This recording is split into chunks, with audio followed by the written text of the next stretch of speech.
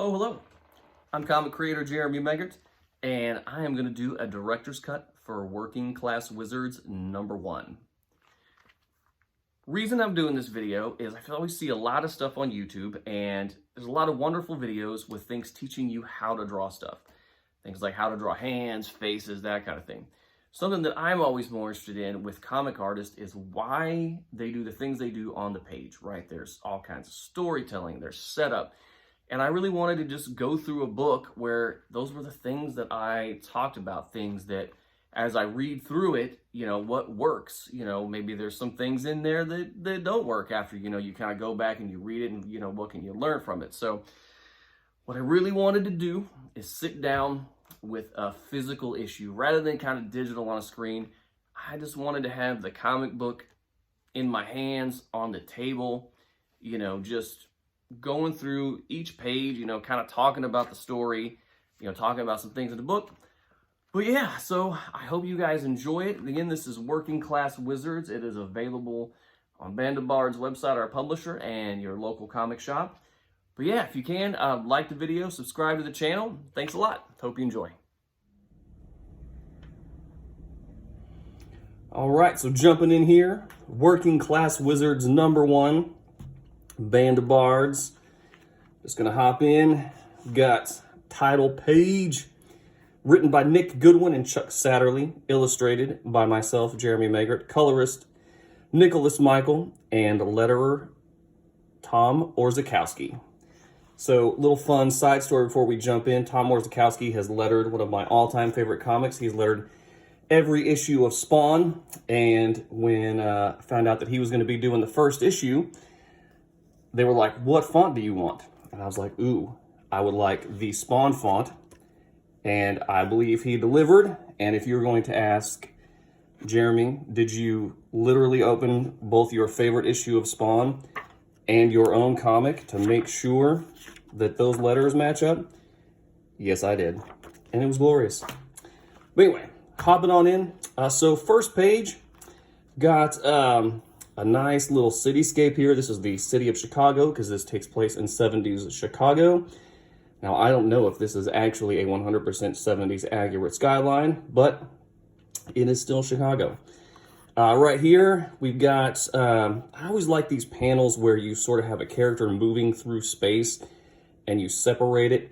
And I always dig these, so I had a lot of fun kind of planning this one out. This is Dave the Barbarian. He is walking into the Liars Club. Funny thing about this, the Liars Club is a real place. But when we were first doing it, nobody told me that it was a real place, so I actually created a logo for a place that already had a real logo, and I used that later in the book. But then there's another club, which I'll show you guys later, that I ended up creating a logo for that as well, and then also found out that was a real place, so kind of funny there. All right, so we got the Liars Club, we got Dave walking in. Before I knew this was a real place, I wanted to create a doorway that was kind of mystical to where you really got a sense that Dave was walking into someplace magical. And then the same thing here, once you're in here, I wanted sort of paintings, that were like of castles and that kind of stuff, like a little bit behind them. I mean, you don't really see it a whole lot in the book, but that's basically what those are. I believe there's a Lord of the Rings nod in there for my wife somewhere. Some Helm's Deep castle action. We got the bar here. Dave walking in, where he kind of walks up to a guy and interacts and tells him that he's in a seat. I wanted a sort of, I don't know, like a Polaroid-y kind of vibe for these little panels. Then, so Dave points out that his name's on the seat. He's got it tattooed on his fists. I remember those tattoos were kind of really hard to sort of figure out. I don't know if I super love the way it came out with them kind of being that hard black color, but I just couldn't really nail it any other way. Dave sits down. He's got a nice old style beer, which is relevant because that is a popular beer from the city of Chicago. All right, so we got a nice alarm clock thing here. Dave turns it off. He's got some bloody knuckles. That was in the script there. He's kind of waking up. So I love doing silhouette panels. Super neat. I always like just showing the shape of a character, you know, kind of how they walk without really needing a whole bunch of detail. Another cool thing is as we went through the book and we're kind of deciding what we wanted it to look like, is everything needed to look very 70s. And one of the things that makes things look 70s is the color avocado green. So we have a lot of avocado green sort of like in the backgrounds, and the tinting of the way things look, like the phone, the rug, you know, the refrigerator, definitely a big deal. One thing I added that I thought was a nice touch was I wanted to make Dave's apartment like kind of messy, like some beer bottles, stuff like that, a guitar laying around because he's a musician.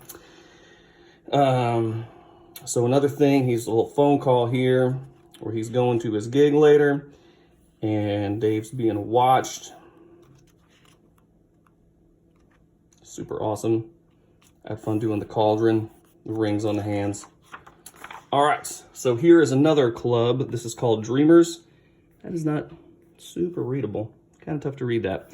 But and I have a ton of Easter eggs that we put all throughout this book. So we've got the Blues Brothers, you know, city of Chicago.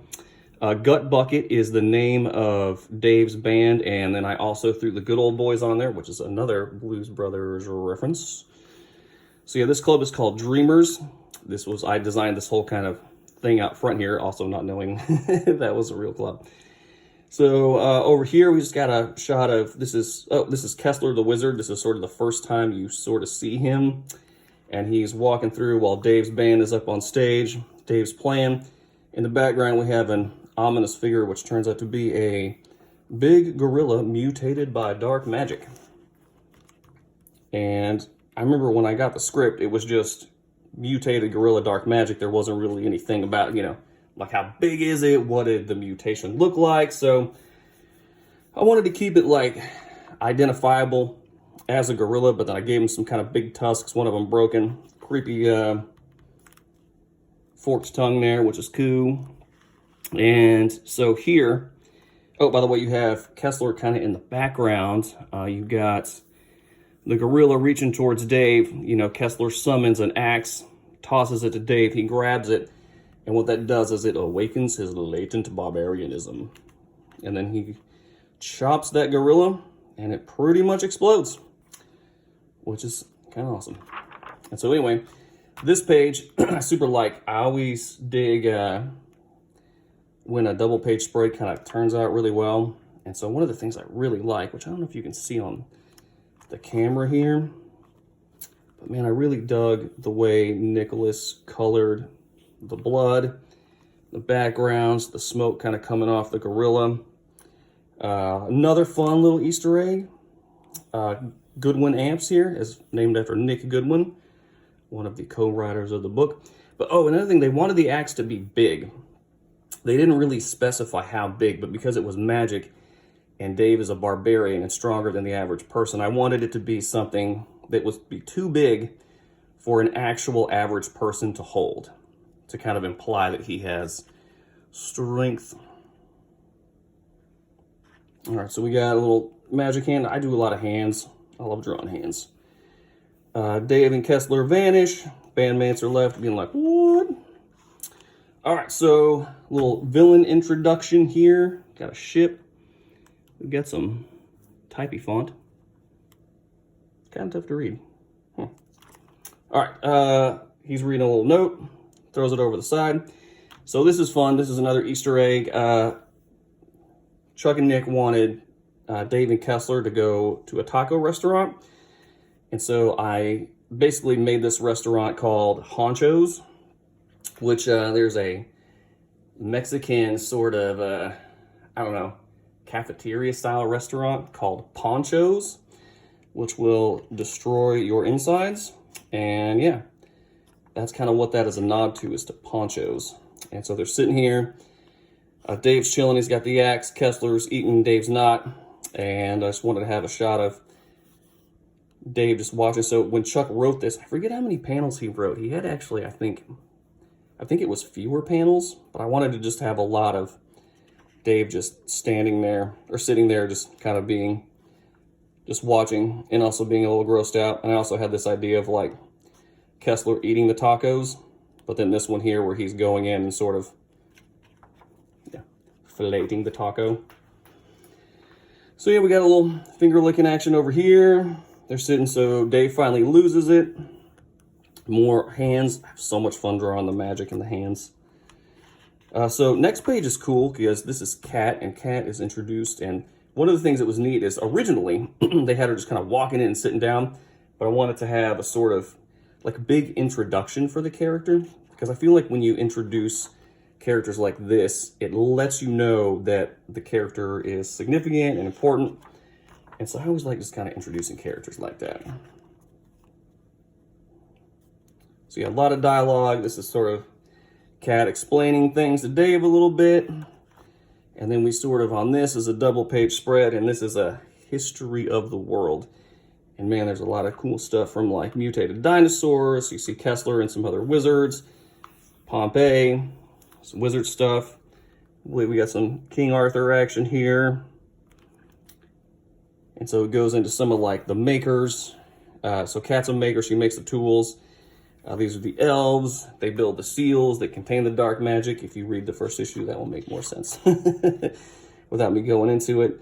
You know, you've got these seals would have been like clamping down in the dark magic, you know, all throughout history. And some of like the creature lore that we have existing in the world is sort of to explain, you know, the dark magic. You get the Loch Ness Monster, you got Bigfoot. I believe that's the Jersey Devil. This is the Abominable Snowman, but that is actually, that little is an Easter egg for my wonderful wife. That's the Abominable Snowman from the Matterhorn ride at Disneyland. All right, so we have some talking here. So this page was actually, took me a long time to do. This was very hard. It's a sort of like Vietnam War type of deal. Some guys walking through a jungle.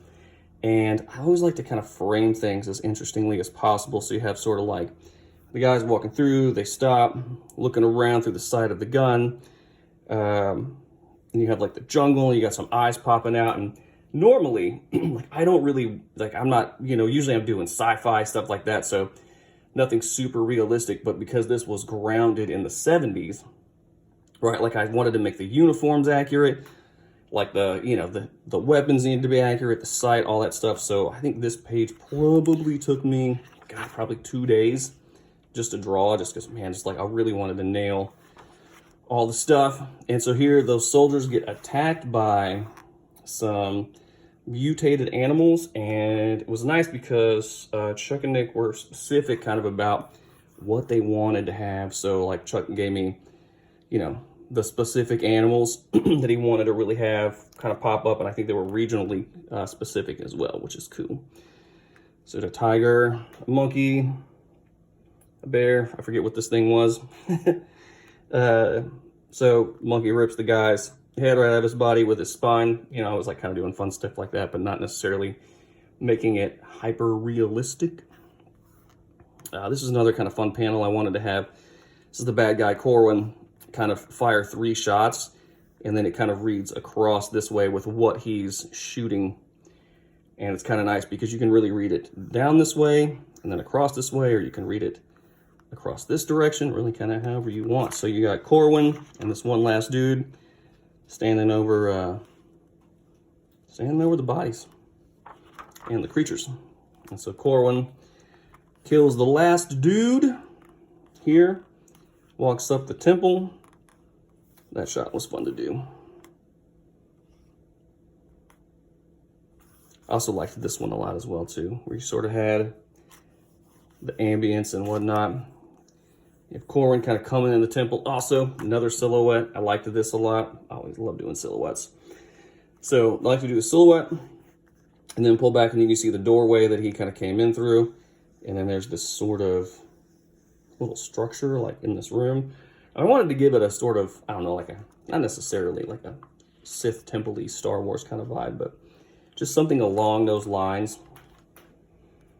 So he kneels before the object, some dark energy comes out, and yeah. And then this is kind of the end of issue 1 where you see this sort of dark energy creature with Corwin here. And it was really funny. Oh, another really funny thing about this was when I drew this whole scene, I forgot to actually put in Corwin's mustache when I originally drew it.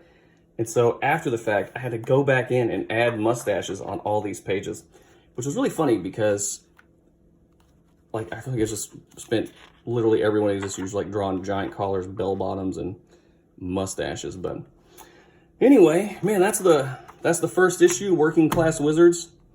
I hope everybody liked it. It's available at Band of Bards website, possibly your local comic shop. Man, I hope you guys enjoyed it. Thanks a lot.